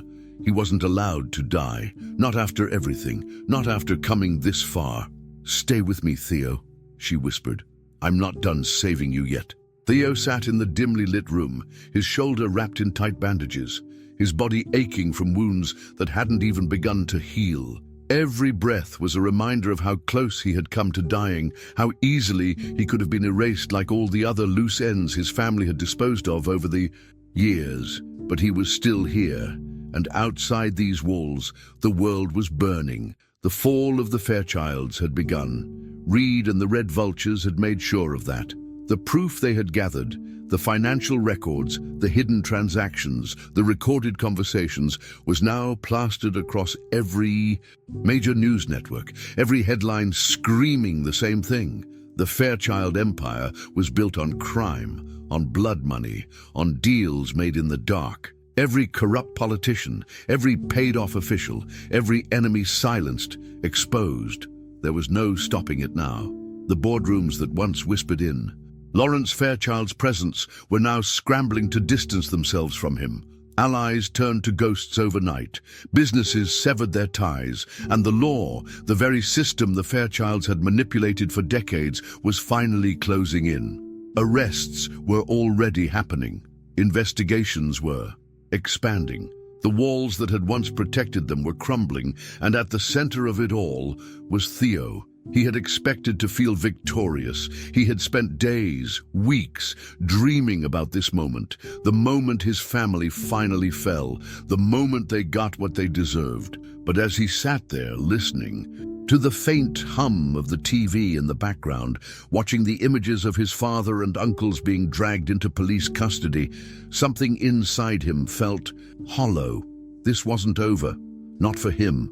Because even with Lawrence captured, even with the empire collapsing, Theo Fairchild still existed. And that was the problem. His name was still branded with blood, his face still tied to power and corruption. He wasn't free. Not yet. Reed stood near the door, arms crossed, watching him with a lazy sort of amusement. The leader of the Red Vultures had played this game perfectly, waiting for the right moment to strike, using Theo as both a weapon and a tool for his own war against the Fairchilds. And now, with the enemy crushed, with the city turned against them, he had only one question left. "So, what now, rich boy?" Reed asked, tilting his head slightly. "You still one of us, or was this just your revenge story?" Theo exhaled, dragging a hand through his hair. He wanted to say that he didn't know, that he hadn't thought that far ahead.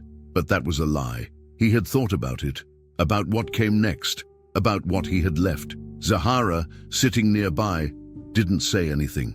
She was watching. Him too, waiting. She had been with him through all of it, through the river, through the fights, through the moments he thought he wouldn't survive. She had risked everything for him, and now she was giving him space to decide. Because this was his choice, his moment. No one was going to make it. And for him, Theo clenched his jaw, his mind racing. If he stayed, if he kept the Fairchild name, he would always be hunted. By the law, by the people his family had wronged, by the enemies waiting in the shadows. But if he disappeared, if he let Theo Fairchild die here tonight, he might finally have a chance at something real. Reed chuckled, as if he could already see the war in Theo's mind. "You could walk away, you know," he said. "Start over. Find a new name, a new life." His smirk deepened. "Or you could stay. Use what's left of your family's wreckage and build something else. Something stronger." Theo looked up at him, meeting his gaze. "And end up like you?" he asked, voice quiet but firm. Reed didn't look offended. If anything, he looked impressed. "Better me than them," he replied. "At least I don't pretend to be something I'm not." The room went silent for a long moment. Outside, the world kept moving. More arrests, more headlines. The Fairchild legacy being dismantled piece by piece. Theo inhaled slowly, feeling the weight of everything pressing down on him. His entire life had been controlled, planned, dictated by the choices of others. For the first time, no one was making this decision but him, and for the first time, he wasn't afraid of the answer. He turned to Zahara, finding her gaze steady, unwavering. "Come with me," he said. Her eyebrows lifted slightly, but there was no shock in her expression, no hesitation. She had always been waiting for him to figure it out. "Where?" she asked. Theo exhaled, standing slowly, his body still aching, but his mind clearer than it had ever been. "Anywhere but here." Reed let out a low laugh, shaking his head. "Well, damn," he muttered. "Didn't think you had it in you." Theo glanced at him one last time, something almost like gratitude flickering in his chest. "Neither did I," he admitted. And then, without another word, he turned and walked away. Away from the wreckage of his old life. Away from the weight of his name. Away from the Fairchilds. He wasn't running. He wasn't hiding. He was finally choosing, and for the first time in his life, he was free. Theo had spent his entire life under the weight of his last name, but now, for the first time, he was finally free, or at least, he wanted to believe that. Walking away from the Fairchild Empire wasn't just about cutting ties, it was about burning everything down to the ground and leaving nothing behind. He didn't just disappear from the public eye, he made sure there was nothing left of him in the world he once belonged to. The money, the properties, the investments, it was all given away, funneled into charities, shelters and legal funds for the people his family had spent decades crushing. Beneath their boots, every transaction was another knife to his father's legacy, another step toward erasing the name that had once defined him. The media had turned his story into a spectacle.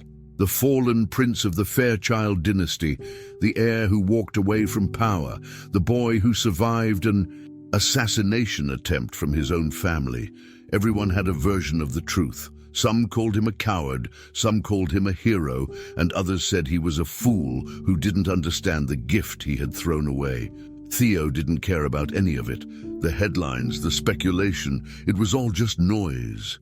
He had made his choice, and no one could take that from him. The money had never belonged to him anyway. None of it had. It had always been built on corruption, blood, and fear. He wasn't just leaving it behind. He was making sure it could never be used again. But the hardest part of walking away wasn't letting go of his past. It was figuring out his future. For weeks, he and Zahara had been inseparable, moving like ghosts through the city, waiting for the dust to settle. They had survived together, fought together, nearly died together. But now, as the world adjusted to the fall of the Fairchilds, an unspoken question had started to form between them. What now? They had spent so much time running, fighting, surviving, that neither of them had ever stopped to consider what happened when the war was over. And as much as Theo wanted to believe they could just keep going, he knew it wasn't that simple. Zahara had changed too. She wasn't the girl who had once spent her nights helping her grandmother at the food stall, scraping by in a world that had never been kind to her. She had faced monsters and survived. She had walked through fire and come out stronger, and Theo knew that the life she had before wasn't waiting for her anymore. Just like his wasn't waiting for him. They had spent so much time fighting for their futures, but now, for the first time, they had to ask themselves if those futures still had room for each other. One evening, as they sat on the rooftop of a rundown motel on the outskirts of the city, Theo finally broke the silence. He leaned back on his elbows, watching the distant lights flicker in the skyline, his mind heavy with questions he didn't know how to ask. But in the end, he didn't have to. Zahara was always the one who saw through him, before he even spoke. "You're thinking too much," she said, her voice softer than usual. Theo huffed a quiet laugh. "And you're not thinking enough," she smirked, shaking her head. "I think plenty. I just don't waste time worrying about things that haven't happened yet."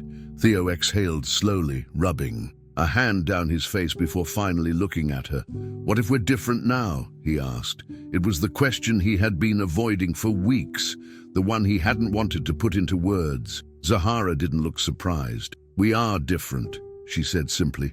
"That's the whole point, isn't it?" Theo frowned, but she didn't let him linger in his doubt. "Look, Theo, we went through hell together," she continued, "but that doesn't mean we have to stay there. You did what you had to do. I did what I had to do. And now we figure out what comes next." Theo hesitated, staring at the city below. "And what if we don't want the same thing anymore?" he asked, the words quiet but heavy. Zahara was silent for a moment, and for the first time, Theo felt the cold grip of fear settle in his chest. He had never really been afraid of losing his family. They had never truly been his to begin with. But Zahara, she was different. She had saved him before he even knew he needed saving. She had been the first person to look at him and see more than just his last name. And the thought of losing that, of losing her, it was the one thing he wasn't ready for. But then she smiled, not the cocky, teasing grin she usually wore, not the smirk that came before a sharp remark, but something softer, something real. "If I only cared about who you were, I would have left you to drown," she said, her voice steady. "I care about who you choose to be." Theo felt something loosen in his chest, something he hadn't even realized he had been holding on to. He let out a slow breath, nodding once. "And who do you think I am?" he asked, his voice quieter now.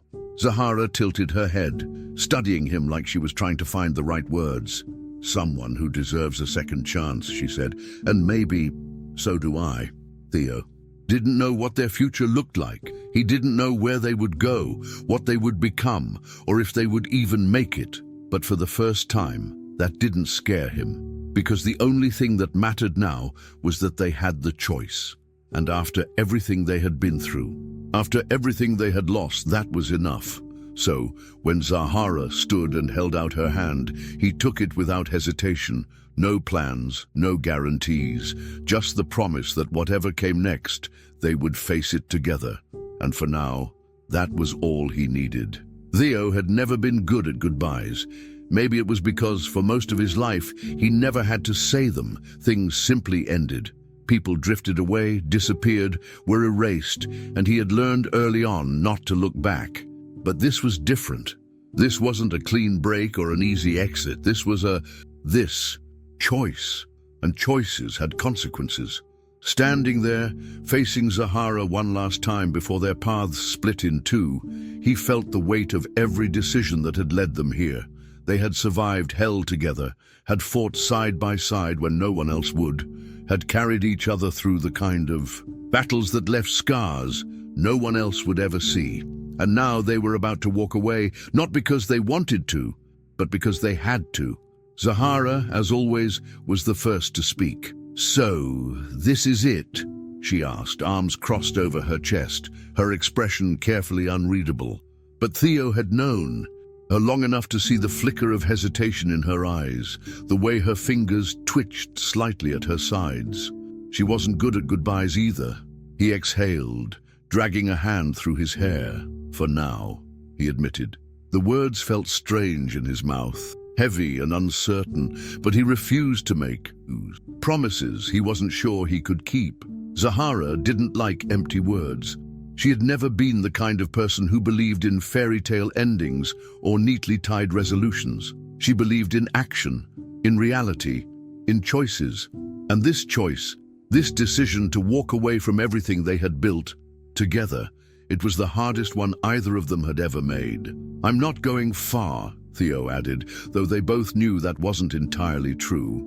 He was leaving the city, leaving behind the wreckage of his old life, the Fairchild name, the war that had nearly killed him. He had no destination, no plan, just a determination to start over, to be someone else, someone new.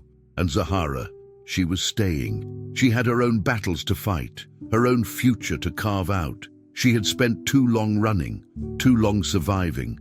Now she wanted to build something.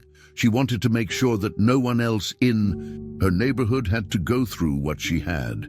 And Theo respected that. He admired it, but it didn't make this any easier.